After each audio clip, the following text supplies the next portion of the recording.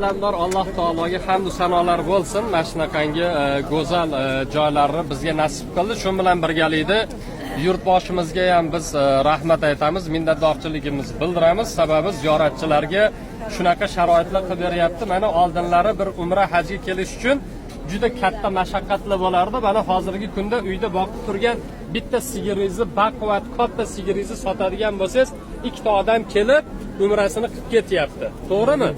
O'shaning uchun bunaqa sharoitlar uchun yurtboshimizga ham alohida nima tashakkurimizni bildiramiz. Xudo xolisi bundan ham ziyoda sharoitlar qilib berishaversin. Biz mazza qilib ziyoratlarni qilaveraylik. Endi bu yerda ko'rib turganlaringiz bitta ustun turibdi o'rtada. Betondan minoraga o'xshab turibdi. Bu nima desa, bu hech narsa. Prosta minora. Chetdan turganimizda mana shu Arafat vodiysidagi Jabalur Rahmani sal biz nima qilaylik, yo'nalishni topib olaylik, shu narsa uchun qo'yilgan. Boshqa buni biron bir xislati yo'q. Buni tepaga chiqqandan keyin o'pish, quchoqlash, o'zini surish, bir narsalar bilan flomasterda yozish, bu biddiyat amallar, kerak emas amallar, shariatda yo'q amallar hisoblanadi. Endi azizlarim, bu yerni nima uchun Arafat deb ataymiz?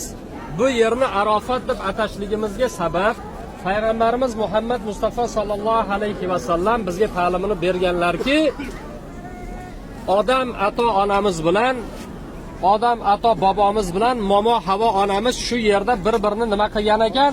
Topishgan ekan. Shu bilan birgalikda Ibrohim alayhissalomga Jabroil alayhissalom haj arkonlarini o'rgatib, Arafni o'rgandingmi, bildingmi deganda Arafni bildim, o'rgandim degani uchun deb qaysi nom bilan?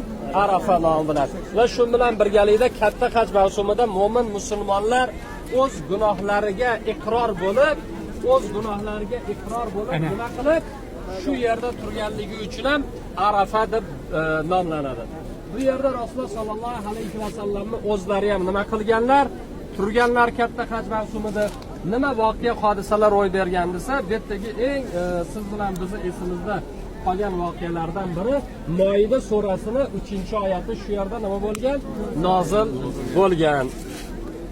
Xo'p, endi bu yer haqida gapirilsa juda ko'plab ma'lumotlar bor, lekin siz bilan biz azizlarim nima qilar ekanmiz?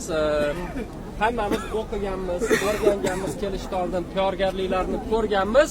Hozirgi holatimizga esimizda saqlaydigan shuncha ma'lumot siz bizga yetarli deb o'ylaymiz. Shu kifoya qiladi deb o'ylaymiz.